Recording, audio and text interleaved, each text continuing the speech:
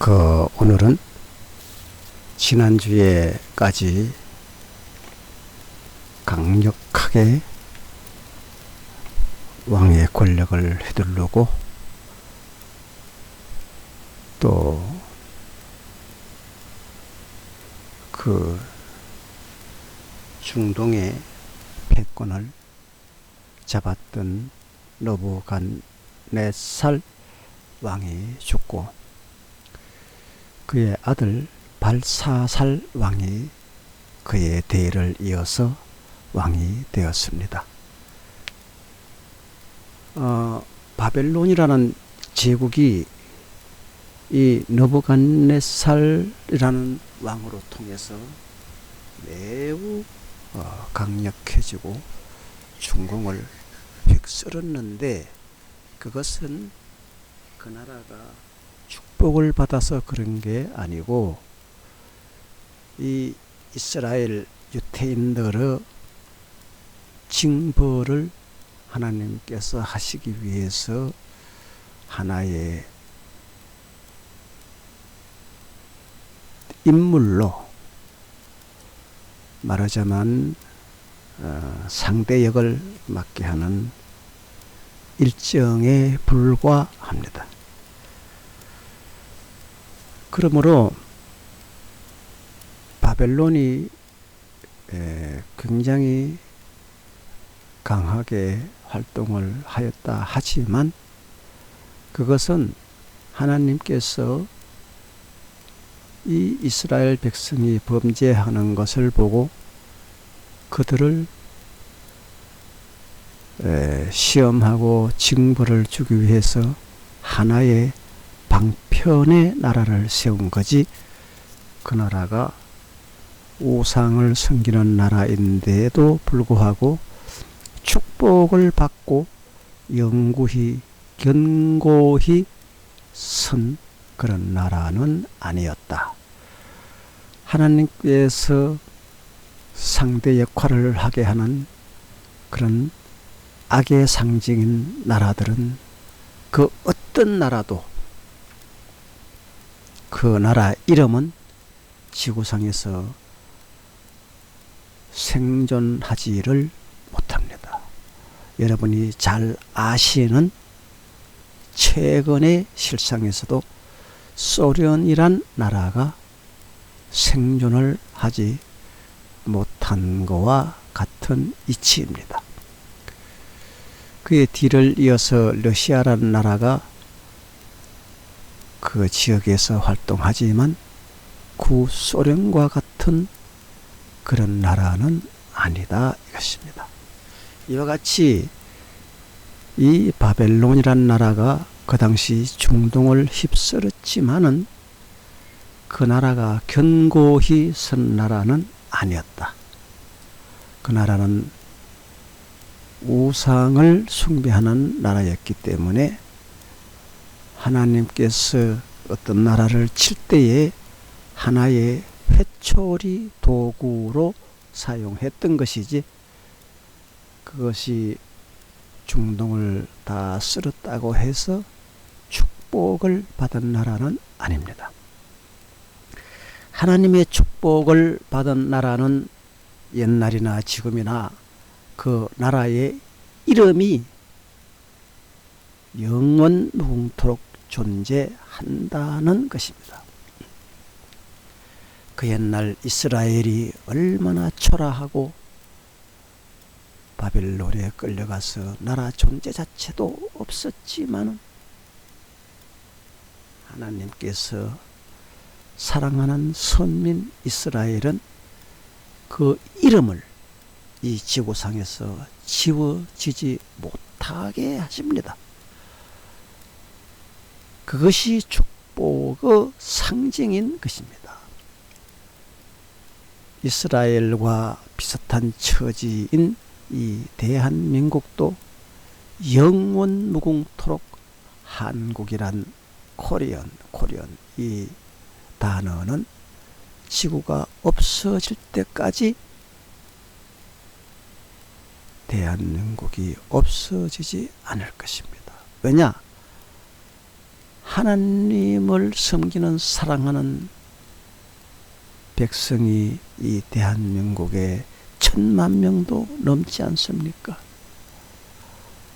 의인 10명이 없어서 5명이 없어서 멸망한 소돔 고모라, 지금 소돔 고모라라는 나라가 세계에 어디 있습니까?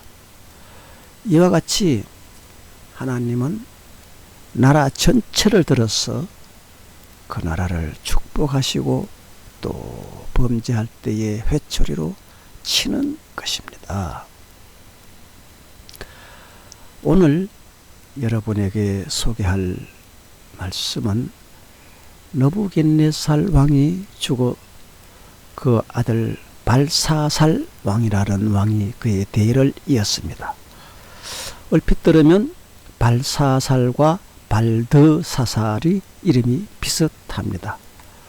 이 발사살이나 발드사살이란 이름 자체는 그 나라에서 상당히 권위 있는 그런 내용의 말입니다.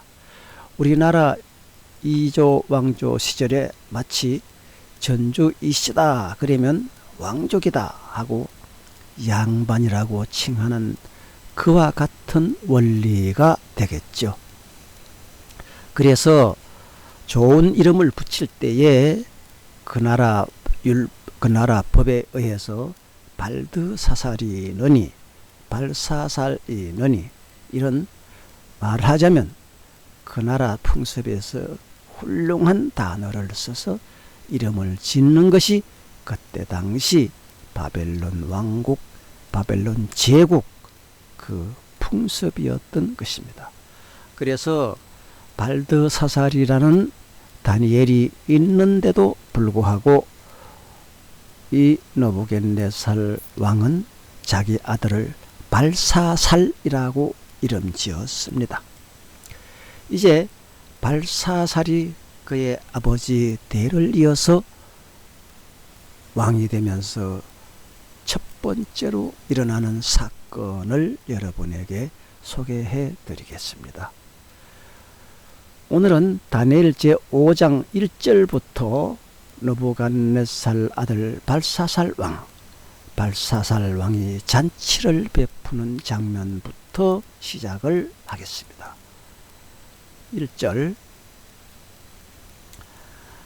발사살 왕이 그의 귀족 1,000명을 위하여 큰 잔치를 베풀고 그 1,000명 앞에서 술을 마시기 시작했습니다.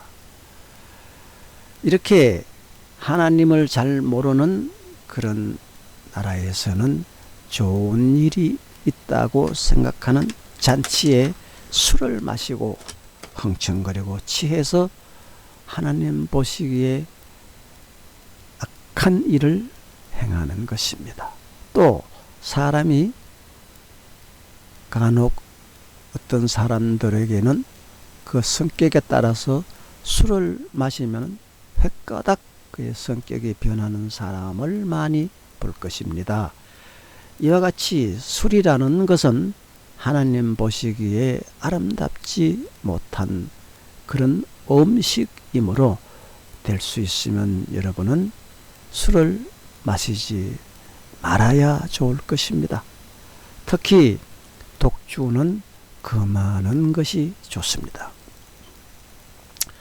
오늘 또 이 발사살이라는 왕이 왕권을 잡고 큰 잔치를 베풀 때에 술을 마시면서 하나님의 얼굴을 찌푸리게 하는 가운데서 사건이 일어납니다. 2절 발사살 왕이 술을 마실 때에 명하여서 그의 부친 느부갓네살이 예루살렘 성전에서 탈취하여 온 그 성물, 특히 예루살렘 성전에서 있는 성물을 이 느부갓네살 왕은 자기 부하 장수를 통해서 모두 탈취하여 왔던 것입니다. 금은 만든 그 모든 예루살렘 하나님의 성물을 그 신들의 창고에 처박아 놓고 이 느부갓네살 왕은 그것을 아무 손을 대지 않고 그는 죽고 말았는데, 그 아들이 그것을 술을 마시고 나서 그것을 생각한 것입니다. 그래서 유태를 깔보고 유태의 신, 하나님의 신을 무시하고 그를 짓밟는 행위를 하기 위해서 이 2절에 나오는 거 보면, 발사살이 술을 마실 때에 그가 술이 은근히 취해서 생각난 것이, 내 이 왕권에 도전할 사람이 감히 누가 있으랴. 우리 아버지 느부갓네살 왕이 이 나라를 강대하게 세웠으니 나는 그보다 더 강한 왕이 되리라. 이렇게 생각하고 이 발사살이 아버지보다 더 악한 짓을 하기 시작을 합니다. 그 금과 은과 모든 성물 그릇들을 가지고 오라고 발사살은 명하였습니다. 그 성물은 이스라엘 백성들이 하나님께 제사 드릴 때 쓰는 하나님의 성전에서 쓰여지는 성물입니다. 그래서 그 귀한 성물을 그들은 무시하고 그 성물을 한마디로 마음속으로 짓밟기 시작을 했습니다. 이는 왕과 귀족들과 왕후들과 후궁들이 다 그것으로 그 성물, 그 금잔으로 된 하나님께 제사 드릴 때 쓰는 그 성물 기구를, 금으로 된 기구, 은으로 된 기구들을 가지고 그들이 술잔으로 사용하려고 함이었더라. 이것을 본 하나님은 격분하게 됩니다. 참지 못합니다. 느부갓네살 왕은 이런 짓을 하지 않았어요. 느부갓네살 아들 발사살이란 왕이 이런 감히 하나님께 도전하는 이런 행위를 할 때에 하나님은 참지 못합니다. 도저히 넘기지 못합니다. 그래서 하나님은 결심하십니다. 무슨 결심을 하셨을까요? 이제 3절을 여러분에게 읽어드리겠습니다. 3절, 이에 예루살렘 하나님의 전 성소 중에서 탈취하여 온 금그릇을 가져오매, 제일 좋은 금그릇을 가져오게 했습니다. 그리고 왕이 그 귀족들과 왕후들과 후궁들과 더불어서 그것으로 술을 마셨더라. 이런 하나님께 용서받지 못할 행위가 어디에 있습니까? 4절, 그들이 술을 마시고는 취했습니다. 그 금, 은, 구리, 쇠, 나무 혹은 돌로 만든 신들을 찬양하니라. 어떤 신? 바벨론의 우상의 신을 찬양을 했습니다. 이런 고약한 행위가 어디에 있습니까? 하나님이 정말 참고 넘길 수 있겠습니까? 여러분 같으면 참고 넘기겠습니까? 격분할 일이죠. 다시 여러분에게 5절을 읽어드리겠습니다. 그때에 하나님이 그 분을 참지 못하시고 하나님이 그 발사살 왕의 눈에 훤히 보이는 데에 하나님의 뜻을 나타냅니다. 무슨 뜻을 어떻게 나타냈을까요?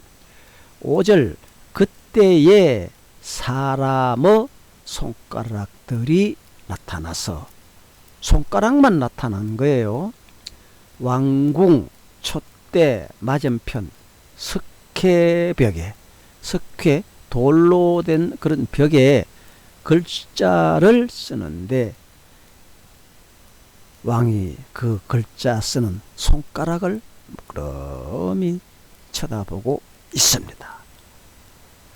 자, 이렇게 됐을 때에 6절 이에 왕의 절기던 얼굴빛이 변하고 그렇게 술 먹어서 회롱회롱하고 절기던 그 얼굴빛이 그 손가락이 나타난 걸로 인하여서 또 손가락으로 글씨를 쓰는 그 장면을 이 발사살 왕은 쳐다보면서 그가 얼굴빛이 변하고 그 생각이 번민에 빠졌으며 넓적다리 마디가 녹는 듯 하고 그의 무릎이 서로 부딪힌지라. 이 다리가 좌우로 막 흔들리니까 무릎과 무릎이 타닥타닥타닥 벌벌벌벌 떠는 장면 여러분 연상할 수가 있죠? 그 손가락이 나와서 글씨를 쓸 때에 이와 같은 일들이 일어난 것입니다. 이때에 7절 왕이 크게 소리 질러서 하는 말이 술객과 갈대아 술사와 점쟁이를 불러오게 하고선 바벨론의 지혜자들에게 말하되 누구를 막론하고 이 글자를 읽고 그 해석을 내게 보여준다면은 나는 그에게 자주색 옷을 입히고 또 금사슬을 목에 걸어 주리니 그를 이 나라의 내 다음 왕인 셋째 통치자로 삼으리라. 이렇게 발사살 왕이 명령을 내렸던 것입니다. 자, 이제 8절 그때의 왕의 지혜자가 다 왕의 부름을 받고 들어왔으나 능히 그 글자를 읽지 못하였으며 그 해석을 왕께 알려주고 해석하여 주는 자가 없었더라. 이렇게 기록이 되어 있습니다. 감히 하나님의 하시는 일들을 그 우상과 귀신들이 어떻게 그것을 해석하리요? 불가능합니다. 9절 그러므로 발사살 왕이 크게 번민하여서 그의 얼굴 빛이 변하였고 또 그 자리에 있던 모든 귀족들도 다 벌벌벌벌 떨면서 놀라리라. 이렇게 기록되어 있습니다. 10절 이때에 왕비가 왕과 그 귀족들의 말을 듣고 그 말을 들은 것으로 말미암아 왕비가 드디어 잔치하는 궁에 들어왔습니다. 왕비는 과거에 느부갓네살 왕이 했던 모든 행적들을 소상히 알고 있는 그런 사람이었습니다. 그래서 이 왕비가 말하여 이르되 왕이여 대왕이여 만수무강하옵소서 하면서 하는 말이 그 모든 일들은 얼굴빛 명철 변할 이유도 없는 그런 내용입니다 하고 위로의 말을 왕비가 왕에게 말하였던 것입니다. 자, 이렇게 왕비가 입을 열었는데 그 발사살 왕과 귀족들과 모든 사람이 왕비의 입술로 조용해지면서 침묵을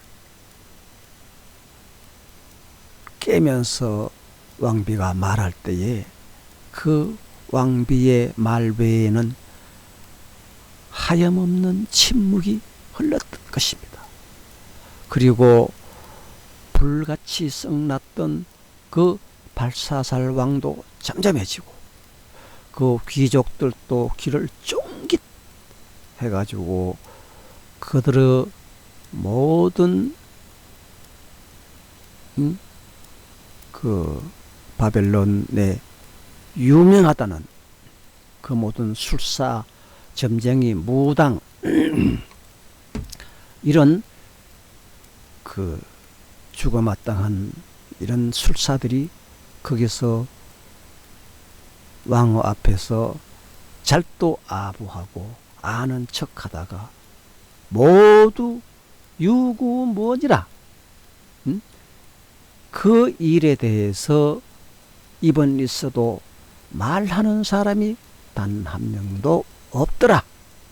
그래서 이 문제를 해결하려고 왕후가 직접 왕에게 나타난 것이죠. 왕후 11절 보면 왕후가 이렇게 말합니다. 왕후의 말을 한번 여러분도 침묵이 흐르는 가운데 왕후의 말하는 이 말을 여러분도 같이 한번 들어봅시다. 뭐라고 왕후가 말합니까? 왕후의 말입니다. 왕의 나라에 거룩한 신들의 영이 있는 그런 사람이 있습니다. 있어요. 자, 이렇게 얘기했을 때에 이 말은 참으로 발사살 왕에게 그 어떤 말보다도 큰 위로가 되는 말이 아닐 수 없습니다. 그리고 이어서 말합니다. 곧 왕의 부친 때에 있던 자로서 자기가 소개할 사람이 누구라는 것을 지금 설명하고 있습니다. 그는 명철과 총명과 지혜가 신들의 지혜와 같은 그런 자입니다 하고 소개에 들어갔습니다. 자, 그 다음에 다시 왕후의 말입니다. 왕의 부친 느부갓네살 왕이 내가 소개하고자 하는 이 사람을 그를 세워서 박수와 술객과 갈대와 우르에 있는 그 모든 무당 점쟁이, 술사와 점쟁이 이런 사람들은 모두 이 사람 밑에 들어가서 종노릇했습니다.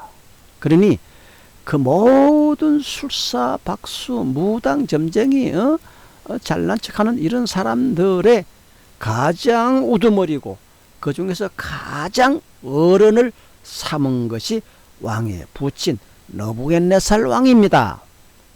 자, 이 정도로 말했으니 자기가 소개하고자 하는 사람이 얼마나 대단한 사람인가 하는 것을 이 왕후는 그 말 속에 깊이 있는 위험이 있는 정말 파워가 있는 그런 말이 아닐 수가 없습니다. 그리고 이 발사살 왕도 그 말이 얼마나 귀중한 말이고 하늘에서 들려오는 말같이 들리지 않을 수가 없었던 것입니다. 아무도 나서는 자가 없는데 내 본마누라 왕후가 나와서 이렇게 이 문제를 해결하려고 드니 이런 더 기쁜 호사스러운 일이, 아름다운 일이, 놀라운 일이, 축복된 말을 하는 그 왕후를 발사살 왕은 사랑하지 않을 수가 없습니다. 자, 이제 모든 말은 말의 주도권을 왕후가 잡고 있습니다. 이때 12절에 보면 왕후가 이렇게 말을 이어서 하고 있습니다. 왕은 이 발드사살이라고 이름하는 이 다니엘이라는 사람이 있는데, 이 다니엘이라는 사람은 우리 이 바벨론 나라의 이름으로 말하면 발드사살이고, 왕은 발사살이 아닙니까? 그래서 이 발드사살, 우리나라 말로 말해서 발드사살이라고 이름하는 유태인의 말로 다니엘이라는 사람이 있는데, 그 다니엘이라는 사람은 마음이 민첩하고 지혜와 지식과 총명이 있고, 또 능히 그 어떤 꿈도 다 해석할 수 있는 꿈을 해석하는 능력이 있으며, 또 그 속에는 거룩한 신, 거룩한 영이 함께하므로 은밀한 말까지 다 밝혀내는 그런 대단한 사람이 있사옵니다. 그는 이 자리에 나타났다 하면 왕이 궁금해하는 그 모든 의문을 풀 수 있습니다. 있을 걸요가 아니고 풀 수 있습니다. 명령어입니다. 이 하대어로 말하면 발사살 당신은 그 사람을 부르면은 당신 그 모든 머리에 번민하고 있는 그 문제를 풀 수 있다, 이렇게 명령을 한 것이 발사살의 본처 부인 왕후였던 것입니다. 그리고 또 붙여서 왕후는 말합니다. 이제 왕께서는 그 발드사살이라고 하는 다니엘을 부르십시오, 명령했습니다.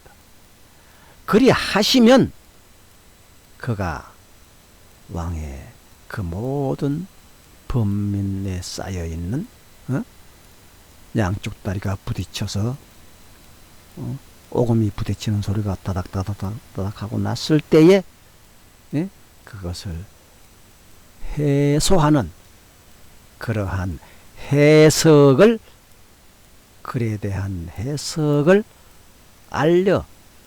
알려드립니다. 드릴걸요가 아니야. 드릴걸요 하고 드립니다. 이거하고는 천지 차이예요. 그 파워가 정말 하늘과 땅 차이예요. 해석을 알려드릴걸요? 노, 아닙니다. 해석을 알려드립니다. 확실합니다. 분명합니다. 100% 내가 장담할 수 있습니다. 이렇게 말하니 이 발드사살이라는 사람을 발사살 왕이 어찌 안 부를 수 있으리요? 이렇게 재미있는 이야기로 흘러가는데 다음 주에는 다니엘이 글을 해석을 하더라 하는 내용을 가지고 여러분에게 또 잠이 있어라 이렇게 재미있게 여러분에게 소개를 해 드리겠습니다. 그러다 보니 오늘은 벌써 30분이 훌쩍 넘었습니다. 이제 여러분 다니엘이 글을 해석하는 다음 주를 기대하시면서 한 주간 진행할 사실 때에 하나님의 뜻을 붙잡고 예수님께서 보내신 보혜사 성령님을 여러분 마음 가운데 모시고 그 대국이라고 하는 중동을 다스려서 잘난 척하고 안다고 하는 모든 점쟁이 무당들이 해결하지 못한 그런 일들을 여러분은 신중의 신이요 신의 왕이 되신 여호와 하나님을 모시고 예수 그리스도께서 보내신 보혜사 성령님이 여러분 마음 가운데 계심으로 이제 한 일주일 동안 다니엘의 글을 해석하는 그 글을 해석하는 날까지 여러분은 보혜사 성령님께서 인도하실 것을 저는 확실히 믿습니다. 그분은 여러분을 구렁텅이로 가는 것을 끌어내시고 여러분을 마귀의 시험 중에 빠지는 것을 손잡아 붙들고 여러분을 끌어올리시고 여러분을 축복의 길로 인도하시는 보혜사 성령님만이 여러분들은 살 수 있는 길입니다. 여러분 마음 가운데 온갖 더러운 귀신들을 예수 이름으로 물러갈지어다 이렇게 물리치시고 보혜사 성령님만이 여러분 마음 가운데 모시고 사시면 한 주 동안 여러분은 틀림없이 승리할 수 있습니다. 할렐루야. 감사합니다.